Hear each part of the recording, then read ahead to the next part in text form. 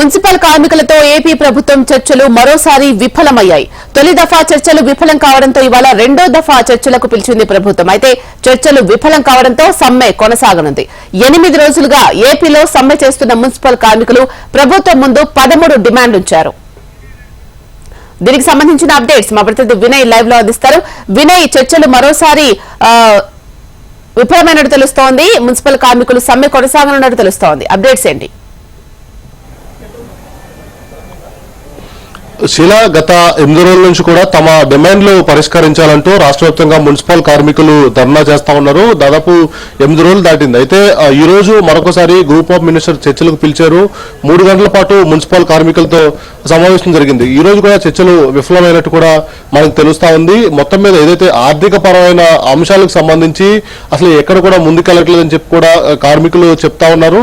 మొన్న ఏదైతే మంత్రి ఆదిమూలపు సురేష్ తో చర్చలు కూడా ఫెయిల్ అయినాయి. ఈ రోజు కూడా పూర్తిగా చర్చలు విఫలమైనట్టు కూడా మనకు తెలుస్తా ఉంది. సమాన పనికి సమాన వేతనం ఇవ్వాలని చెప్పి మున్సిపల్ కార్మికులు కీలక డిమాండ్ గా ఉంది. దాంతోపాటు పిఆర్సీ అమలు చేయాలి, ఎవరైతే కాంట్రాక్ట్ అవుట్సోర్సింగ్ ఉంటారో వాళ్ళందరినీ కూడా రెగ్యులర్ చేయాలని చెప్పి కూడా కీలక డిమాండ్లు ఉన్నాయి. అయితే మిగిలిన అన్ని డిమాండ్లు 13 డిమాండ్లు ఇప్పటికే 10 డిమాండ్లు కీలక డిమాండ్లు అన్ని కూడా నెరవేర్చమని చెప్పి ప్రభుత్వం చెప్తా ఉంది. కానీ సమాన పనికి సమాన వేతనం సంబంధించి ఎటువంటి క్లారిటీ రావట్లేదు. దాంతోపాటు అవుట్సోర్సింగ్ ఎంప్లాయీస్ ని రెగ్యులరైజ్ చేయడంతో కూడా ప్రభుత్వం నుంచి ఎటువంటి సానుకూల స్పందన రావట్లేదని కూడా చెప్పారు. అయితే ఈ రోజు ఆ గ్రూప్ ఆఫ్ మినిస్టర్స్ ఈ రోజు మున్సిపల్ కార్మికులంతా కూడా సమావేశం అయ్యారు. ఈ రోజు సమావేశానికి ప్రభుత్వ సలహాదారు సజ్జల రామకృష్ణారెడ్డితో పాటు సీనియర్ మంత్రి బొత్స సత్యనారాయణ, మంత్రి ఆదిమూలపు సురేష్, బుగ్గన రాజేంద్రతో పాటు జోగి రమేష్ లాగా కీలక అధికారులందరూ కూడా పార్టిసిపేట్ చేశారు. వాళ్ళ డిమాండ్ల పైన డిస్కస్ చేసినా కూడా ఈరోజు ఎటువంటి ఫలితం కూడా రాలేదని చెప్పొచ్చు. మున్సిపల్ కార్మికులు అడిగిన విధానంగా ప్రభుత్వం నుంచి సానుకూలంగా స్పందన రాకపోవడంతో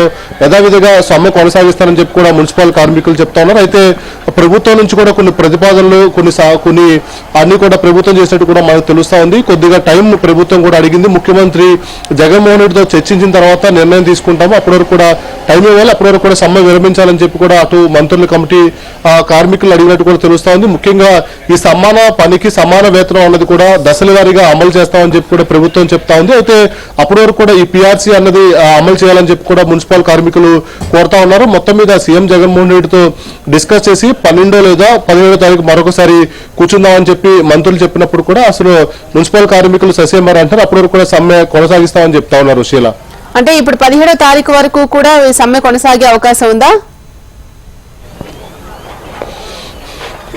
అయితే ఖచ్చితంగా ఇప్పుడు ఈ రోజు జరిగిన మీటింగ్ కావచ్చు, మున్సిపల్ కార్మికుల విధానాలు చూస్తుంటే ఈ సమ్మె కొనసాగినట్టు కూడా కనిపిస్తా ఉంది. ఎందుకంటే 8 రోజుల నుంచి కూడా మున్సిపల్ కార్మికులు రాష్ట్ర వ్యాప్తంగా ఈ సమ్మె చేస్తా ఉన్నారు. తమ 13 కీలక డిమాండ్లు నెరవేర్చాలని చెప్పి కూడా ప్రభుత్వం ముందు ప్రతిపాదన పెట్టారు.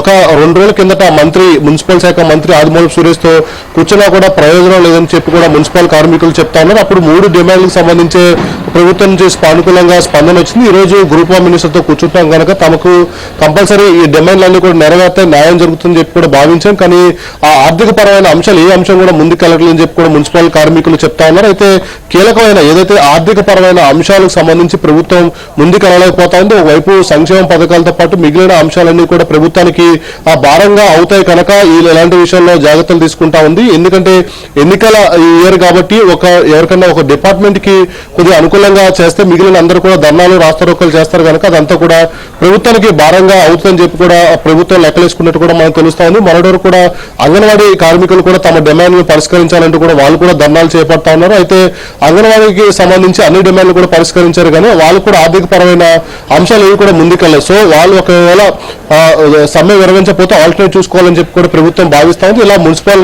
కార్మికుల విషయంలో కూడా చాలా స్ట్రిక్ట్ గా ప్రభుత్వం ముందుకెళ్తుంది. ఎందుకంటే గత 8 రోజుల నుంచి ధర్నా చేస్తుంటే చెత్త అంతా కూడా ఎక్కడికక్కడ నిలవ ఉండిపోవడంతో ఇబ్బందికరమైన పరిస్థితి ఉంటుంది కనుక ఈ రోజు కూడా చర్చలు విఫలమైనవి కనుక ప్రభుత్వం కూడా దీనికి సంబంధించి కూడా చాలా సీరియస్ గా ముందుకెళ్తుందని చెప్పొచ్చు. శీల, రైట్, థ్యాంక్ యూ.